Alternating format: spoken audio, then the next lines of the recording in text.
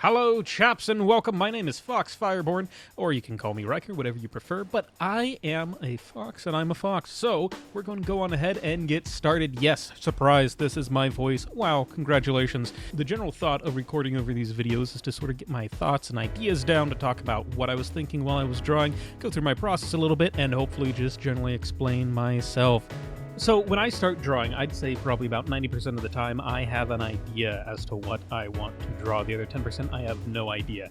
In this case, this is one of the 10, or yeah, the 1 out of 10, because that's 10%. Wonderful. That I had no idea what I was going to draw, so I ended up just doodling, seeing what was working. I got a basic pose down, and it just started to come together. I saw this old fellow just sort of recline, leaning back, sort of relaxing a bit. I'm like, oh, this man's a soldier. He's a Marine. Look at this. Now, my general process basically starts off as the sketching, like what we've been watching for the last little while. I throw down some rough lines. I get sketches out. I make sure the pose looks good. I make sure I've got joints and everything. It's lining up. I start to get some basic, sort of 10,000 foot details thrown in there. So when I'm looking at what I'm drawing, I know what I'm going to be doing. A lot of my sketches are mainly just sort of the rough general idea. I'll go in and I'll start refining some, I'll put down some lines. I'll get a couple of detail things in here or there. But the main point of the sketch is to set down a foundation, a blueprint of what I want to be seeing and what I'll be lining over in the next step of the process. Typically, yes, I do keep my sketch layers on because I feel like they add a type of life to my art. So what you just saw there is I put my sketch layer above this layer and I set it to multiply. What multiply does when layer blending is it adds itself to the layer below. So let's say you have two dark blues right on top of each other. If they're both at 100% opacity, when you lay them over each other, it's going to turn nearly a black. It does this neat thing where you don't have black line art per se, but right now I'm just going over sort of those foundations that I set down at first with the line work and lay these things out. I've always loved sci-fi and sort of futuristic-y type stuff. Like I said, I still play StarCraft sometimes. I absolutely suck at it, but I still play it. It's fun, it's enjoyable. I love watching StarCraft content. Once I feel confident with my line work, I'm gonna fill in and basically block in the shape with what I've got.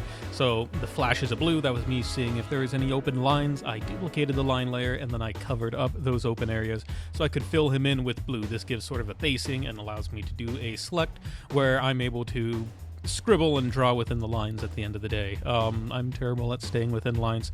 I'm sure if you've seen my art, I don't always stay inside of the lines, and I think that's something that's fun and kind of creative. I just always hated being told what to do, so you know what? Take that, Mrs. Morgan, second grade art teacher. Yeah, this is one up to you. I'm an adult now. I can do what I want. Well, I guess as the youths of these days say, YOLO, in fact. Anyway, so when I get down and I start coloring, I'll block out basically one color at a time, going through it, finding what color works. Sometimes I'll change the color, I'll circle back on it. I almost always use, they're not called Copics, because I guess Copics kind of is copyrighted, but well, it's not Autodesk either, because it used to be Autodesk, but now they're their own thing. But the Sketchbook app, formerly Autodesk Sketchbook, for the iOS is what I use to draw 100% of the time, unless it's on pen and paper. If it's on a computer, it's still Sketchbook, just the computer version. They have this, air quotes, Copic color selector that narrows down your color topics greatly and wisely down to, instead of, several million based off your RGB values, thankfully just a couple hundred, and they work really well. I know when I was looking at hand rendering while I was getting my architecture degree, we used Copics, and it was nice because all the Copic colors work with each other.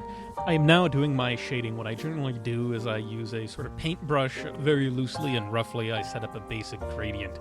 I'll throw it down there and I'll set that shading layer, once again, to multiply. It does fairly well at multiply. It does a good job at mixing with the colors and making the colors appear darker rather than turning them that one color. I know some of my older pieces I did not use multiply on, and you can see the muddiness that it does. It draws out a lot of the color, but the first couple of shading layers are just brushes to sort of set a general gradient and stuff, and then once I get to these hardline shading layers, that's where I get down and I have to start working on details and stuff. Lighting took me a while to sort of figure out. It would always be a white sort of just set onto a lighter opacity and laid over the entire image, but what I eventually discovered was that Sketchbook has a really good glow and soft glow. I don't know what they're doing, but just the way the layer properties work. The glow and soft glow does a really good job. So what I'll do is I'll find a color. Rarely will it be white. It'll typically be a light color, typically opposite of whatever the shadow is. The shadow's never black. It's always a brown or a blue or a violet or a green. But I'll lay that down, and I'll typically choose either the complementary color or that same color as a lighter one. Sometimes I'll do brown and like a bright yellow or something exciting like that. But I'll do sort of the same thing. I'll get brushes to get the general lightness down. I'll set those to either a soft glow or glow, depending on how I'm feeling that day. Then I'll go in with a pen and I'll do like actual hard line type stuff, little details like that, to either get those hard reflections or something other like that. But at the end of the day, bam, there you go. An old Marine just taking a break, box upside down. What else do you expect? Anywho, that's it for me, chaps. Thank you all for watching, and hopefully you have a wonderful rest of your day. Cheers.